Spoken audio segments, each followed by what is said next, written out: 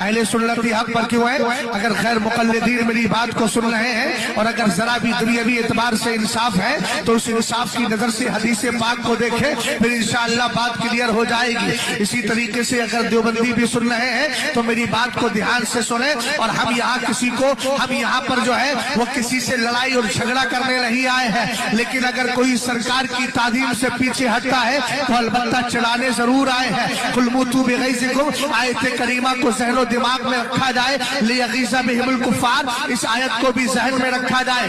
رسول کریم صلی اللہ تعالی علیہ وسلم نے فرمایا میری امت کے اندر ایک زمانہ ایسا آئے گا لوگ اللہ کی راہ میں لڑنے کے لیے نکلیں گے، لیکن جیسے ہی ان کی فوج تیار ہوگی ایک دوسرے سے پوچھیں گے هل فیکم من صاحب رسول اللہ صلی اللہ تعالی علیہ وسلم، اے یارو ایک بات تو بتاؤ کیا تمہارے درمیان کوئی نبی کا صحابی ہے؟ سرکار فرماتے ہیں کہا جائے گا ہاں ہمارے درمیان صحابی ہے۔ اب نبی کی بشارت سنیے گا، سرکار فرماتے ہیں فَيُفْتَحُ لَهُمْ صحابی کے ہونے کی وجہ سے اس جماعت کو کامیابی مل جائے گی، فتح و نصرت مل جائے گی۔ یار بولو تو صحیح سبحان اللہ، فتح و نصرت مل جائے گی۔ ہم نے کہا دوسرا جملہ سنو، پھر میرے نبی نے فرمایا ایک دور ایسا آئے گا لوگ پھر اللہ کی راہ میں لڑنے کے لیے نکلیں گے، پھر ایک دوسرے سے پوچھیں گے کیا تمہارے درمیان صحابی کو دیکھنے والا تابعی ہے؟ لوگ کہیں گے ہاں۔ سرکار فرماتے ہیں فَيُفْتَحُ لَهُمْ اس تابعی کی برکت سے ان کو کامیابی مل جائے گی۔ پھر ایک زمانہ ایسا آئے گا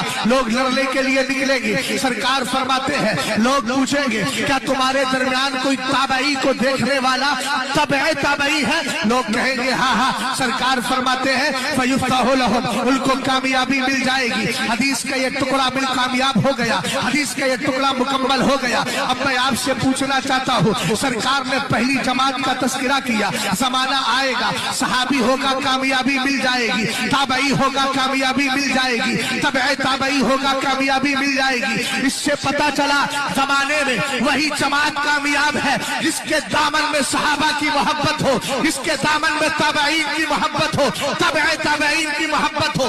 اب ڈنکے کی چوٹ پر رزلٹ دے رہا ہوں، آپ جانتے ہیں شیعہ حق پر نہیں اس لیے کہ گستاخ صحابہ ہے، غیر مقلد حق پر نہیں اس لیے کہ تابعین کی تقلید کا انکار کرتا ہے۔ امام اعظم تابعی ہے، تقلید کا انکار کر رہا ہے۔ امام مالک کی تقلید کا انکار کر رہا ہے۔ امام شافعی، امام احمد بن حنبل ان کی تقلید کا انکار کرتا ہے، کہتا ہے ہم تو خود ہی مسئلے نکالتے ہیں۔ ہم نے کہا میاں جب پنچر جوڑنے کے لیے استاد کی ضرورت ہے تو دین سیکھنے کے لیے امام کی ضرورت کیوں نہیں ہوگی؟